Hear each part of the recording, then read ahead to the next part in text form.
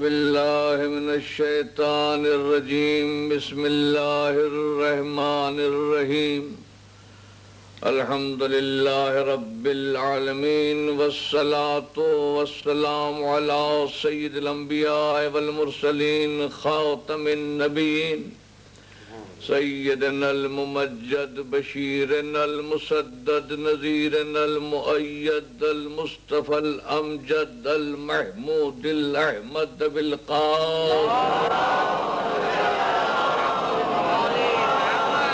وآلہ الطیبین الطاہرین المعصومین اما بعد فقد قال سبحانہ وتعالی فی کتابہ المحکم وکتابہ المتقن وقولہ احسن بسم اللہ الرحمن الرحیم وَإِذْ قَالَ رَبُّكَ لِلْمَلَائِكَةِ إِنِّي جَاعِلٌ فِي الْأَرْضِ خَلِيفَةً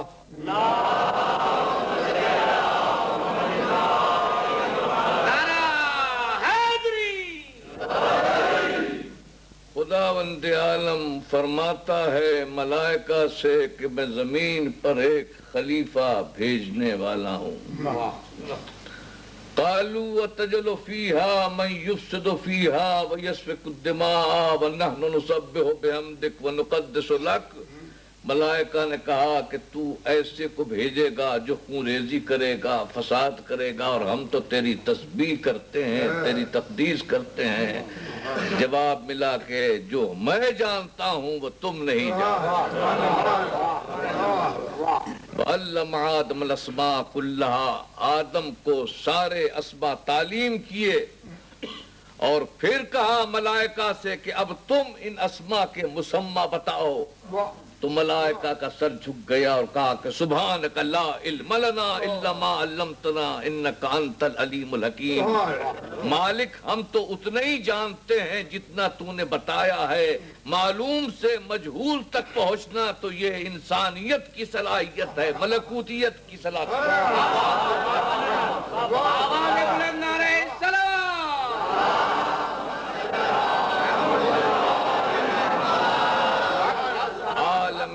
تکوین و بساط ارضی و رباط فلکی پر نگاہ ڈالو، ہر شے خدا کی تخلیق ہے، خدا کی پیدا کرتا ہے، اسی کے لب کن فکان کی جنبش سے ظاہر ہوئی ہے، اسی کے فرمان خلق و امر سے ہویدا ہے، ہر شے اسی کے ارتباط سے مرتبط ہے، اسی کے انضباط سے منضبط ہے، اسی کے ائتلاف سے مؤتلف ہے، اسی کے انبساط سے منبسط ہے، عرش و کرسی میں اسی کے فضل کا رنگ ہے، صراط و میزان میں اسی کے عدل کا ڈھنگ ہے، برق و رعد میں اسی کا جلوہ و آہنگ ہے، طبقات فلکی پر اسی کا پرتو ہے، طرائق سماوی میں اسی کی رو ہے، شمس و قمر میں اسی کی ضو ہے، ستاروں کے چراغاں میں اسی سے لو ہے۔ پرش کو آسمانوں پر نظر ڈالو، اسی کا جلال نظر آئے گا، گلکدے ارضی پر نگاہ پڑے اسی کا جمال دکھائی دے گا، درس کے پہاڑوں کی بلندیوں میں، وادیوں کے نشیب میں، سمندروں کے نہیب میں، دریاؤں کی روانی میں، روح بہار کی جوانی میں، صبح کے چہرہ خنداں میں، ظہر کے روح تابہ میں، شام کے سرمئی جلووں میں، چاندنی رات میں، بھیگی ہوئی برسات میں، قوس قزح کی انگڑائیوں میں، نباتات کی صورت آرائیوں میں، باغ و چمن کی رانائیوں میں، پھولوں کی تربیزیوں میں، بلبلوں کی نغمہ سنجیوں میں، سنگ موسیٰ ہو کہ سنگ خارا، در نجف ہو کہ عقیق یمنی، لال بدخشانی ہو کہ ہیرے کی کنی، سب میں اسی کی ناز کشی، رنگ گری جلوہ زنی ہے۔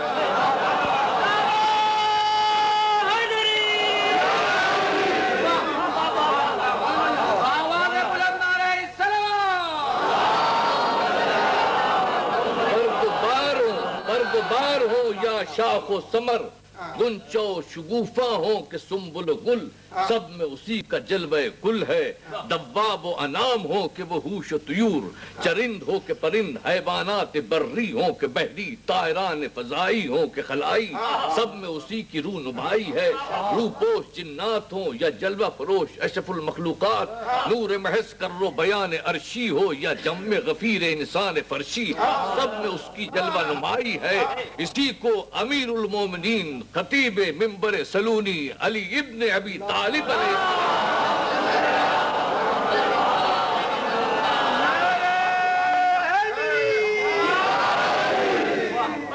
البارة تدل على البعير والروسة تدل على الحمير وآثار القدم تدل على المسير فهيكل علوي بهذه اللطافة ومركز سفلي بهذه الكثافة كيف لا يدلان علی اللطیف القبیر، 12 سے بعیر کا پتہ چلتا ہے اور پس بندہ غذائے منقلب سے امیر کا نشان ملتا ہے اور نقش قدم میں مسافر کا وجود چھلکتا ہے، تو اجرام سماوی بئیں لطافت اور اجسام ارضی بئیں کثافت ٹوکر سے خدا واحد کے وجود پر دلیل نہیں بنیں گے، اور اسی کو سعدی نے کہا ہے کہ ہر برقے دفتر معرفت کردگار، اور اسی کو فیضی نے کہا ہے ہر گیاہے کے برزمی روید وحدہ لا شریک می گوید، اور اسی کو حافظ شیراز نے کہا ہے من در پیالہ اکثر خیار دیدام آئی بے خبر ز لذت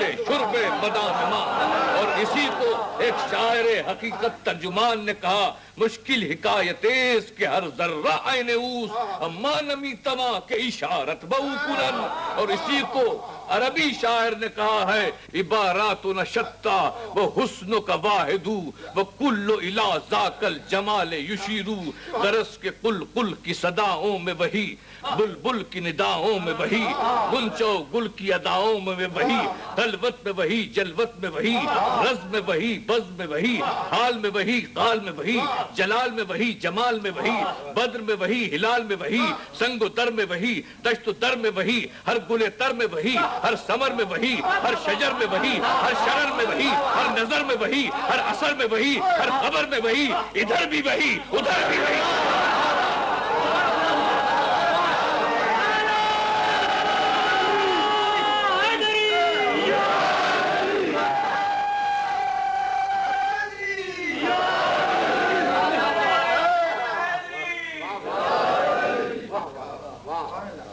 ہر طرف اس کے جلوے ہیں، اس کی نشانیاں ہیں، مگر آہ کس قدر تعجب انگیز بات ہے کہ جو سب سے زیادہ روشن ہے وہی سب سے زیادہ مخفی، جو سب سے عیاں تر ہے وہی سب سے نہاں تر ہے، جو سب سے نزدیک ہے وہی سب سے زیادہ دور، جو عنوان داستان شہرگ ہے وہی سرخی افسانے تو،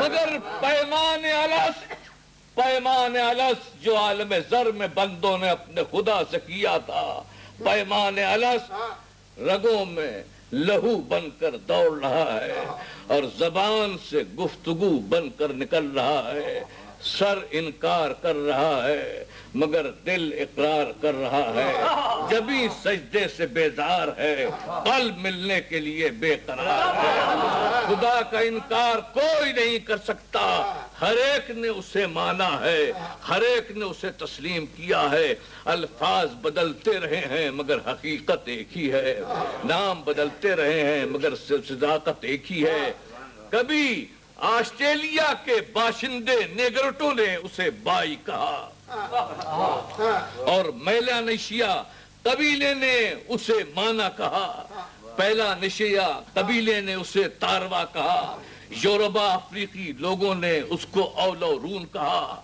آکرا افریقی قبیلے نے اسے جونگما کہا، سمیری اقوام نے اسے آمو کہا، اور قدیم مصریوں نے آمن را کہا، ہتی قوم نے واسلی کیا کہا، فینقی قوم نے بال کہا، کارتھیج نے ایل کہا، یونان نے زیوس آرٹیمس کہا، رومیوں نے ویسٹا سیٹن کہا، ٹیوٹانی قوم نے اوڈن تھار کہا، ہندو اقوام نے برہما وشنو مہیش کہا، جینی مذاہب نے پرم دیوتا تیر تنکر کہا، چینیوں نے شانگتی اور تاؤ کہا، جاپانیوں نے کامی اور مانی نے یزدا کہا۔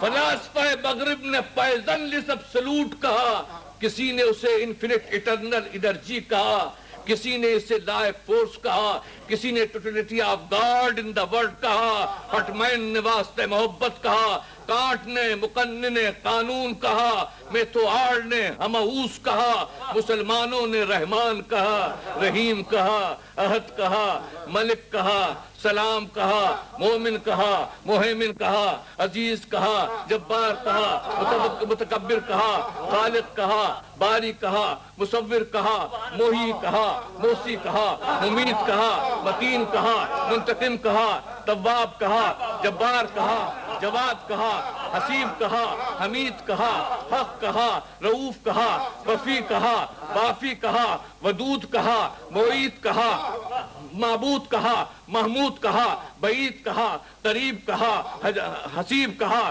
رقیب کہا، سمیع کہا، بدی کہا، منی کہا، علیم کہا، حکیم کہا، قدیم کہا، عظیم کہا، حنان کہا، منان کہا، دیان کہا، مستعان کہا، جلیل کہا، جمیل کہا، وکیل کہا، کفیل کہا، مقیل کہا، نبیل کہا، دلیل کہا، ہادی کہا، بادی کہا، اول کہا، آخر کہا، ظاہر کہا، باطن کہا، قائم کہا، دائم کہا، حاکم کہا، قاضی کہا، واصل کہا، فاصل کہا، طاہر کہا، مطہر کہا، کبیر کہا، متکبر کہا، مالک الملک کہا، ذو الجلال والاکرام کہا۔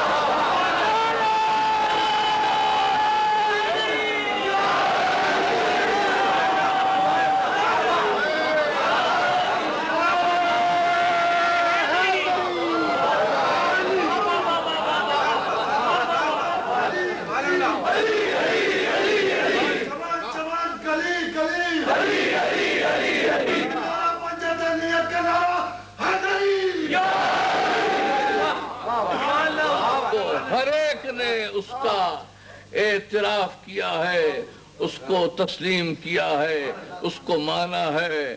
کائنات اسی کی ہے، دنیا اسی کی ہے، تو پھر قانون بھی اسی کا ہوگا۔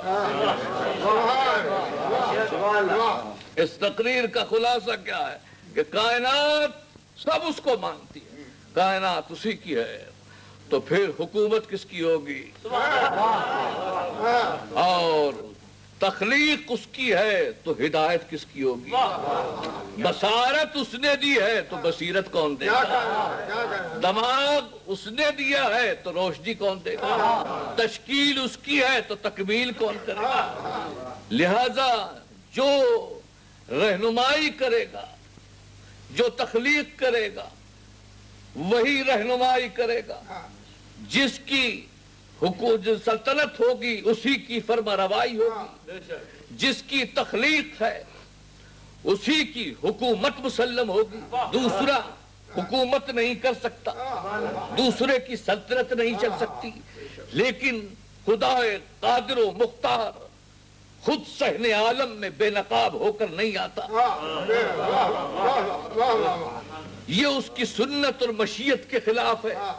لہذا سطح عرضی پر جب اس کو اپنی حکومت کرنا ہے تو کسی پردے میں کرتا۔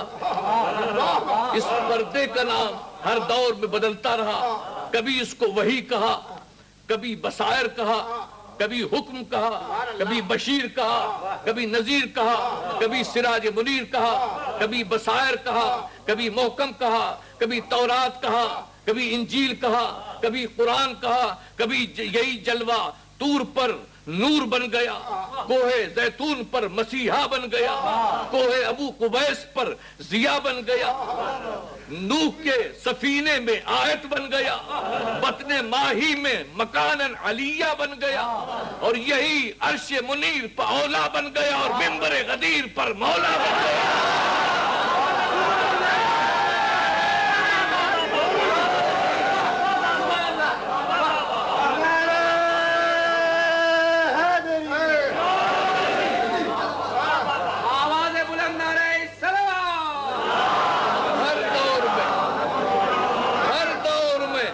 اس کے جلوے بدلتے گئے. ابتدا سے آدم پہ ہوگی, انتہا خاتم پہ ہوگی. انی جاعل فی الارض خلیفہ, میں خود براہ راست دنیا میں نہیں آ سکتا, آدم کے ذریعے سے حکومت کروں گا. آدم میرا خلیفہ ہے, میرا نائب ہے. اور اے فرشتوں, یہ جو تم کہتے ہو کہ یہ کیا فساد پھیلائے گا, خونریزی کرے گا, تو فساد اور خونریزی وہاں ہوتی ہے جہاں جہالت ہوتی ہے. ہم نے جاہل کو نمائندہ نہیں بنایا ہے, عالم کو نمائندہ بنایا ہے. اور جہاں علم آتا ہے وہاں فساد نہیں, صلاح ہوتی ہے, اتحاد نہیں, اتحاد ہوتا ہے. علم جب آتا ہے تو فساد نہیں ہوتا, ہمیشہ اتحاد ہوتا ہے. تو ہم نے جس کو بنایا ہے وہ عالم ہے, لہذا یہ نہ سمجھنا کہ فساد پیدا کرے گا, کیونکہ یہ عالم ہے. تو خلافت جب آتی ہے علم کے ساتھ. اللہ نے کہا کہ علم کے ساتھ. اب علم کی دو صورتیں, ایک ہے علم شریعت اور ایک ہے علم حقیقت. جو میری تقریر کا مقصد ہے اس پر میں آ رہا ہوں. علم طریقت, علم شریعت تو یہ ہے کہ آپ حلال و حرام کا امتیاز کریں, سنت اور واجب کو سمجھیں, اوامر اور نواہی کا علم کریں, جس سے خدا کی رضا اور آخرت میں جنت کی جزا ملے. اور ایک ہے علم حقیقت, جس کو میں علم سائنس کا علم کہتا ہوں. سائنس کا علم آپ کے لیے ضروری ہے. جب علم شریعت ہو تو سائنسی علم بھی ہو, جس کو میں علم حقیقت سے تعبیر کرتا ہوں. جب تک علم شریعت اور علم حقیقت نہیں ملے اس وقت تک کامیابی نہیں ہوگی. اور میں آپ کو مثال دیتا ہوں کہ جب تک آپ سائنسی علوم پر کنٹرول حاصل نہیں کریں گے اس وقت تک آپ کامیاب اور بامراد نہیں ہو سکتے. طاقت کا مقابلہ طاقت سے ہوتا ہے اور قوت کا مقابلہ قوت سے ہوتا ہے. تو جب تک کہ آپ کے پاس وہ اسلحے جدید نہیں ہوں گے آپ اس کا مقابلہ کیسے کریں گے؟ پرانے زمانے میں قوت کا سرچشمہ تیر ہوتے تھے, کمان ہوتی تھی, بلم ہوتے تھے, خنجر ہوتے تھے, مگر آج تو یہ الفاظ متروکہ ہیں. آج تو آپ کو وہ طاقت حاصل کرنا ہے جو مخالف کے پاس ہے, جو معاند کے پاس ہے. اسی لیے قرآن حکیم جانتا تھا کہ مستقبل میں انسان کہاں تک ترقی کرے گا, اس لیے اس نے قرآن میں 700 جگہ پر سائنسی علوم کی طرف متوجہ کیا. 700 آیات میں ذکر ہے کہ تم موجودات اور مخلوقات پر غور کرو, یعنی ان میں توازن اور مقادیر کو جانچو, ان کے اثرات اور تاثیرات معلوم کرو, ان کی توانائیوں کو اسیر کرو, ان کی قوتوں کو مقید کرو, دریا کے سینے چیر دو, سمندر کے گریباں چاک کر دو.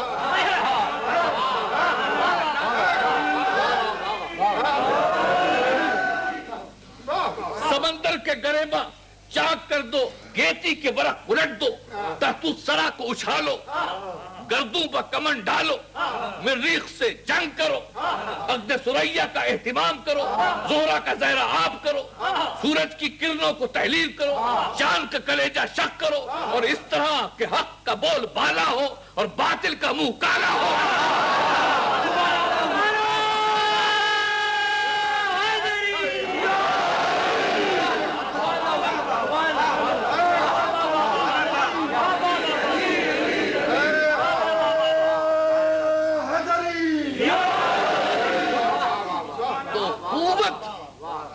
کے پاس جب تک نہیں ہوگی اس وقت تک آپ اگر لڑیں گے تو محکوم ہو جائیں گے, کیونکہ ان کے پاس ٹینک ہوں گے, جدید اسلحے ہوں گے, بم ہوں گے، ایٹم بم ہوں گے، جب آپ شکست کھا جائیں گے تو پھر مقہور ہو جائیں گے، جب مقہور ہو جائیں گے تو پھر نظام اسلامی کیسے قائم کریں گے؟ اس لیے معلوم ہوا کہ علم کا جواب علم سے دیا جائے، شریعت کے ساتھ ساتھ آپ کو سائنسی علوم بھی معلوم ہونا چاہیے، اور اسی لیے علم کی طرف سب سے زیادہ زور دیا ہے آپ کے رسول نے، اور بار بار کہا ہے کہ العلم فریضۃ علی کل مسلم و مسلمہ،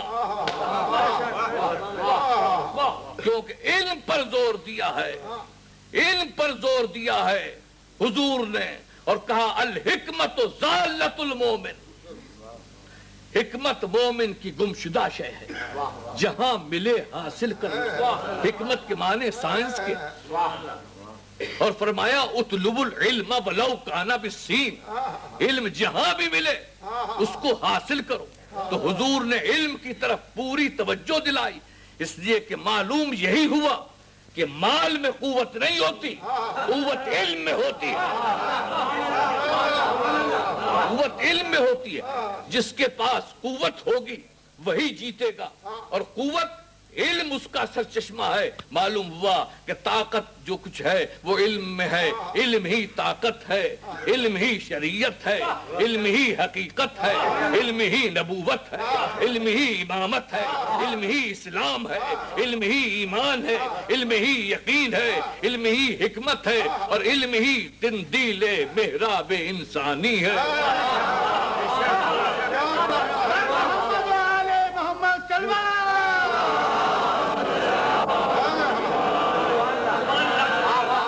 علم ہی قندیل محراب انسانی ہے، نور فیض ربانی ہے، دور مکانی ہے، علم ہی بساط سلیمانی ہے، علم ہی روح جہاں ہے، علم ہی شمع زماں ہے، علم ہی نطق مرسلہ ہے، علم ہی حرف لامکاں ہے، علم ہی دانائے اسباب و علل ہے، علم ہی فاتح موت و اجل ہے، علم ہی حاکم دشت و جبل ہے، علم ہی خلوتی ابد اور رات دار ازل ہے، علم ہی شاہ شاہاں ہے، علم ہی لرزندہ جہاں ہے، علم ہی فاتح حیات ہے، علم ہی حاکم شجہات ہے، علم ہی غرور شعور آدمیت ہے۔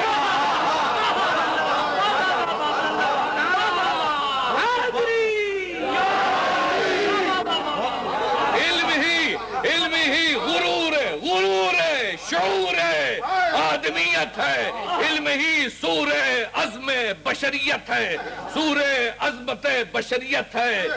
تو خدا ایسا مسلمان دیکھنا چاہتا ہے، میری تقریر کا خلاصہ، خدا ایسا مسلمان دیکھنا چاہتا ہے کہ ایک طرف وہ نمازی ہو، دوسری طرف فتح مند غازی ہو، ایک طرف نمازی ہو، دوسری طرف فتح مند غازی ہو، ایک طرف روزہ دار ہو، دوسری طرف غذا میں خود کفیل غیرت دار ہو،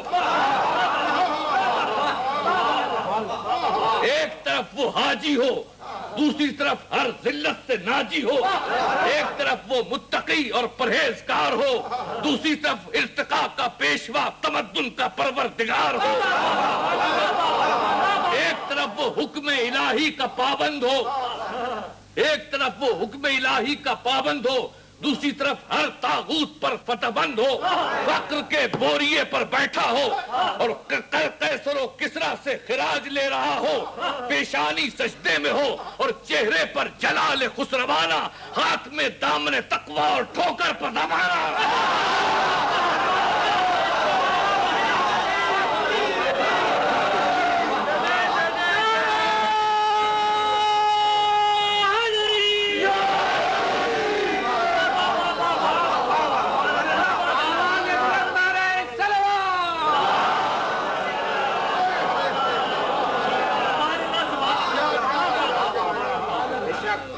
اسی وقت ہو سکتا ہے جب ہم سائنسی علوم حاصل کریں، علم حاصل کریں، اور علم کی طرف حضور نے پوری توجہ دی۔ اور اسی لیے آپ دیکھیے اپنی تعریف یہی کی. یہ نہیں کہا کہ میں ایمان کا شہر ہوں, یہ نہیں کہا کہ میں یقین کا شہر ہوں, یہ نہیں کہا کہ میں سخاوت کا شہر ہوں, یہ نہیں کہا کہ میں شجاعت کا شہر ہوں, یہ نہیں کہا کہ میں امانت کا شہر ہوں, یہ نہیں کہا کہ میں دیانت کا شہر ہوں, بلکہ یہ کہا کہ میں علم کا شہر ہوں اور علی اس کا دروازہ.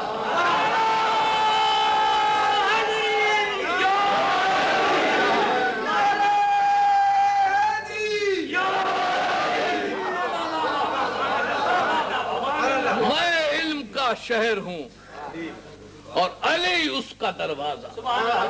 تو حضور نے اپنا تعارف کیا کیا کہ علم کا شہر ہوں.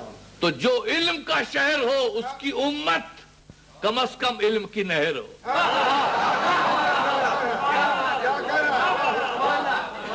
ہمارا المیہ یہی ہے کہ ہم علم سے دور ہو گئے.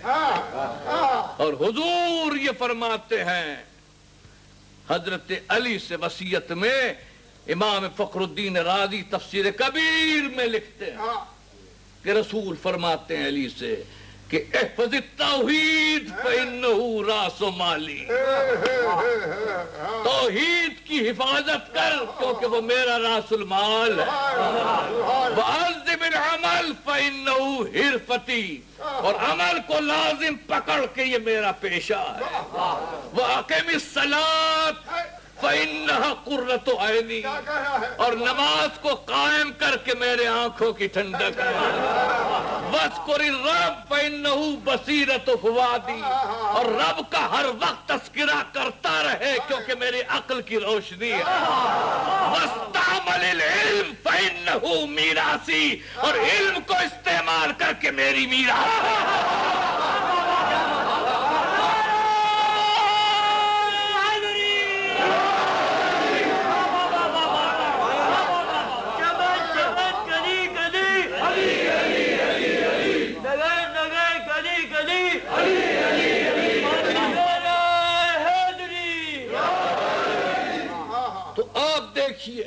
کہ پھر حضرت علی نے حکم رسول ہے تو علم کو استعمال کر رہے ہیں, حکم رسول ہے تو علم استعمال ہو رہا ہے. یا معاشر الناس سلونی قبل ان تفتدونی, یا معاشر الناس سلونی قبل ان تفقدونی, مجھ سے پوچھو قبل اس کے کہ میں تم سے دور ہو جاؤں. اللہ اللہ, آج ساری دنیا دوسروں کے دروازے پر علم کے حصول کے لیے جا رہی ہے, مگر جب علم کا دروازہ پکار رہا تھا تو کوئی لبیک کہنے والا نہ. مجھ سے پوچھو ھذا صفت العلم, ھذا لعاب رسول اللہ, ھذا ما زقنی رسول اللہ. لو سنیت لی وسادہ فجلست علیہ لافتیت اہل الانجیل بانجیلہم واہل التوراۃ بتوراتہم واہل القرآن بقرآنہم حتی ینطقوا صدق علی وما کذب. پوچھو مجھ سے جو کچھ پوچھنا ہو, یہ علم کا چشمہ ہے, یہ لعاب رسول ہے, یہ لعاب رسول جاتی. اما واللہ لو سنیت لی وسادہ, اگر میرے لیے اطمینان اور سکون کی مسند بچ جاتی تو لافتیت اہل التورات بتوراتہم, تو میں اہل تورات کو تورات سے فتویٰ دیتا اور اہل انجیل کو انجیل سے فتویٰ دیتا اور اہل قرآن کو قرآن سے فتویٰ دیتا, یہاں تک کہ سب بول اٹھتے کہ علی نے سچ کہا اور کچھ بھی جھوٹ نہیں.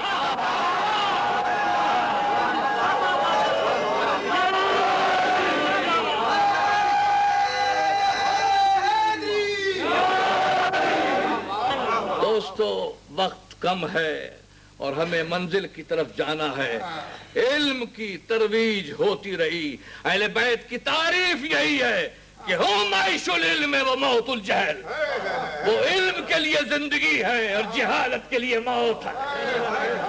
چونکہ اہل بیت علم کا سرچشمہ ہے, علم کا مرکز ہے, علم کا منبع ہیں، اس لیے اہل بیت اور ہیں، ہم اور ہیں، چونکہ علم ہے ان کے پاس علم ہے، وہ اسلام کو تعلیم دیتے ہیں، ہم اسلام کو تسلیم کرتے ہیں، ان کا ہمارا علم کسبی، ان کا علم وہابی۔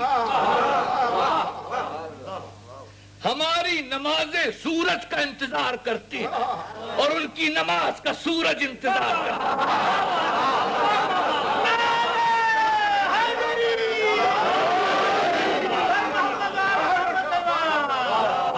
ستارے ہمارے لیے حد نظر، ان کے سنگ در، کوثر ہمارے لیے بھیک، ان کی ملکیت، اسلام ہمارا مذہب، ان کی فطرت، سونا ہماری عادت، ان کی عبادت۔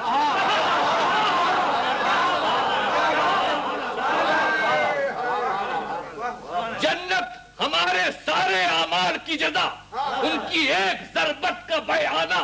جبریل ہمارے لیے مقدس ملک، ان کا نیاز مند قدیمانہ۔ نماز ہمارے لیے عبادت، ان کے لیے درود کا بہانہ، اور ان کا خط غلامی ہمارے لیے نجات کا۔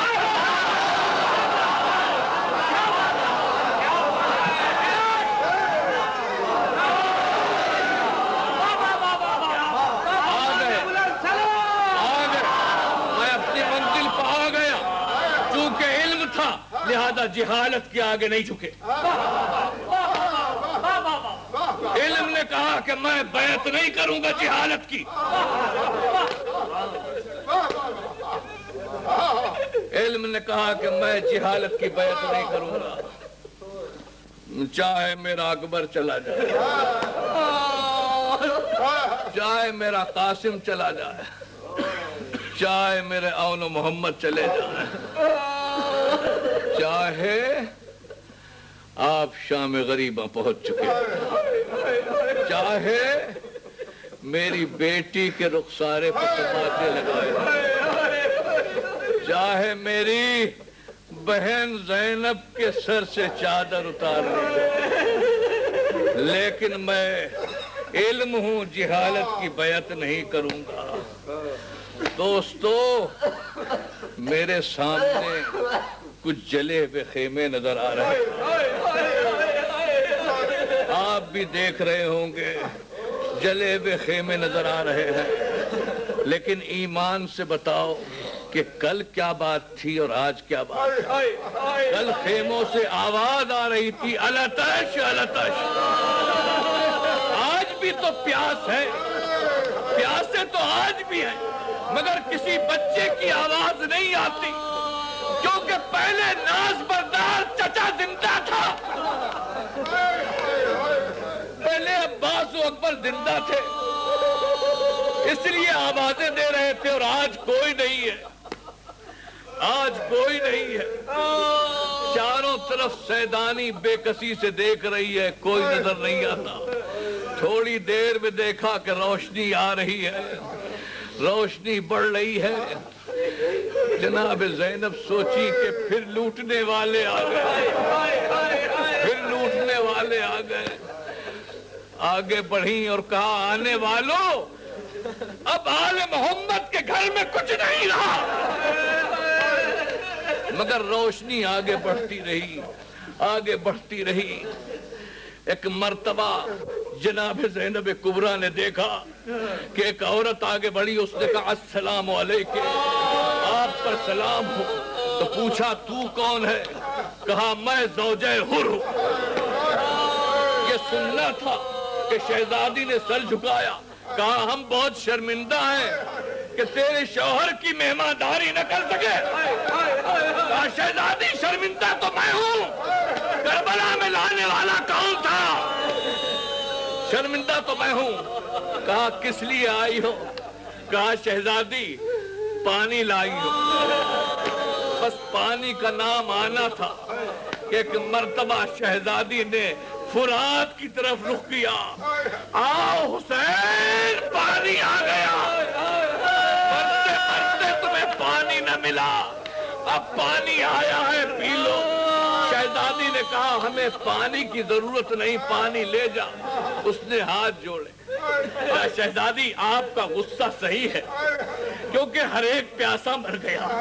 اکبر مر گیا پیاسا, قاسم مر گیا پیاسا, اصغر مر گیا پیاسا, مجھے معلوم ہے. لیکن شہزادی یہ چھوٹے چھوٹے بچے جو ہیں ان کو تو پانی پلا دیجئے. تو جناب زینب نے کہا آؤ بچوں پانی آ گئے. بچوں نے سنا تو دوڑتے ہوئے چلے کہ چلو چلو عباس آ گئے, چچا عباس آ گئے, چچا عباس آ گئے. چلو جناب زینب نے بچوں کو جمع کیا. بس آخری جملے جناب سیدہ کی روح دیکھ رہی ہے کہ میرے لال پکیریا کرنے والے کتنے ہیں. آخری فکرے ہیں کہ فرماتی ہیں کہ بچوں پانی لو. بچوں نے کوزے بڑھا دیے. کہا جو سب سے چھوٹا ہوگا پانی اس کو ملے گا, جو سب سے چھوٹا ہوگا پانی اس کو ملے گا. جناب سکینہ آگے بڑھی اور کوزہ لگا دیا. پانی ملا تو ایک مرتبہ سکینہ پانی لے کر بختر کی طرف چلی. جناب زینب نے کہا سکینہ کدھر جا رہی ہو؟ کہا بھی جو سب سے چھوٹا ہوگا پانی اسی کو ملے گا, جو سب سے چھوٹا ہوگا میرا بھیا علی اصغر. گھبرائے گی زینب,